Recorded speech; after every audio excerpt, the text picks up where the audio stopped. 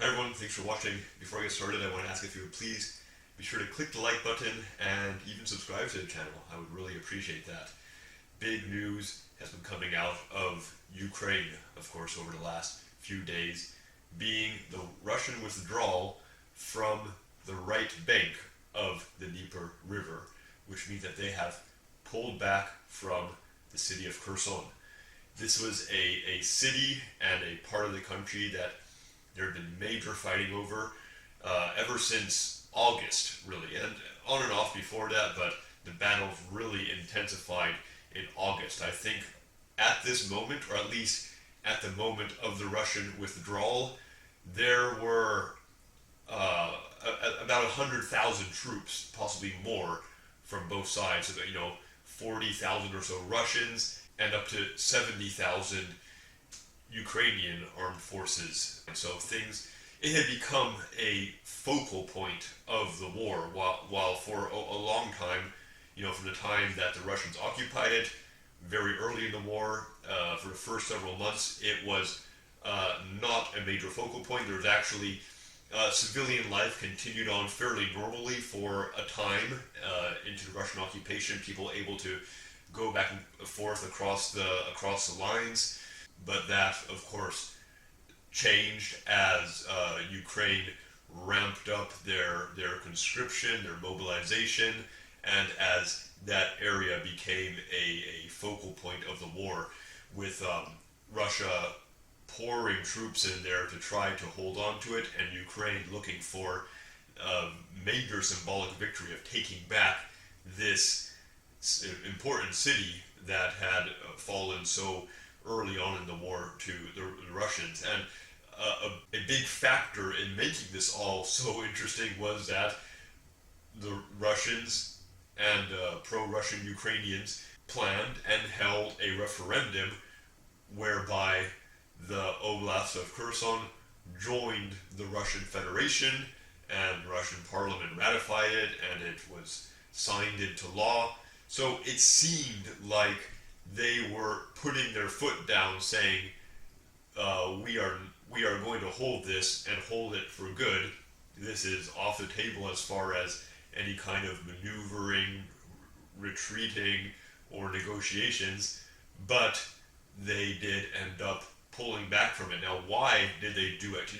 As far as the battles went, it seemed the Russians had the upper hand. They were fighting a defensive war there, holding back the Ukrainian attempts to get through their lines and encircle their troops and reach the city. And there were quite a number of battles along the border between Kherson and Mykolaiv, which the Russians seemed to be winning handily. But I think that started to change, at least the Russian perception really became shakier and shakier as the Ukrainians continued to attack, continued to build up forces, did make some small breakthroughs, seized some small areas of land, pushed Russian troops back, and then they started threatening the Kharkova Dam, which Russia held. And if Ukrainians had been able to destroy that dam, that would have flooded the entire city of Kherson, completely cut off Russian citizens and Russian troops from any kind of supply or assistance, possibly killed thousands of people, and could have very quickly and easily turned that whole situation into a military catastrophe.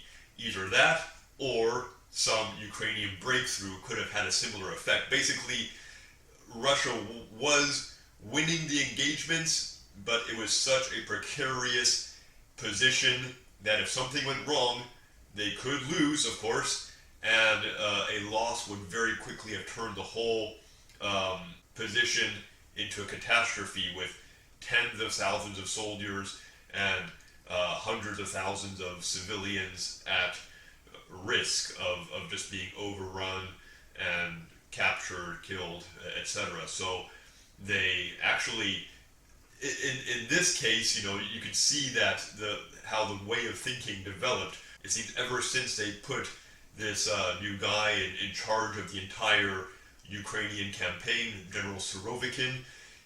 I think he identified that as a potential catastrophe that had to be remedied. Something had to be done.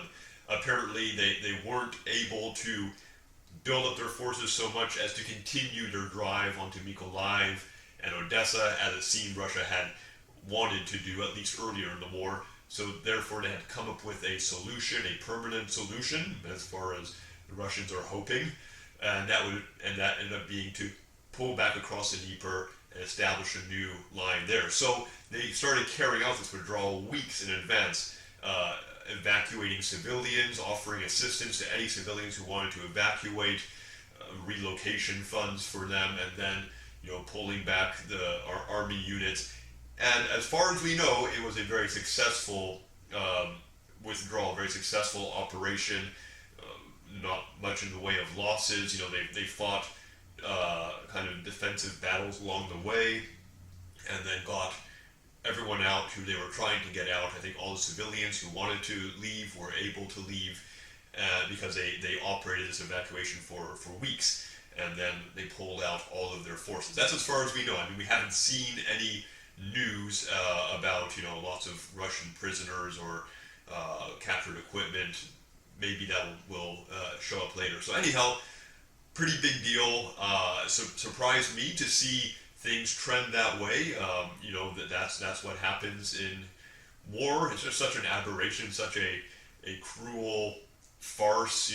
So much meaningless sacrifice as war goes one way and then the other way. People give their lives for some kind of positioning, only for that to just be swatted aside, discarded, destroyed by some other guys also giving their lives to reposition. So it's a very cruel game being played, and yeah, it's going to throw out a lot of surprises to anyone observing, watching, trying to figure out what's going on. And I think the truth is, of course, nobody really knows what's going on. People have their plans, governments, militaries have their plans, and then as the battles go on, those plans are destroyed, remade, etc. Now, someone I talked to on this channel, Fritjof Speechdens, over in the Netherlands, he saw this coming. He said, his analysis of the situation was that Ukraine was doing what it needed to do to retake Kherson over the next few months. Now, sure enough, that happened. At least they took back the city of Kherson. What happens to the rest of the oblast remains to be seen. So this wasn't a surprise for everyone. Some people, some analysts, and certainly some news reporters forecasted this and were talking about this for during the weeks or even months up to this point. Thanks for watching. God bless you. Bye for now.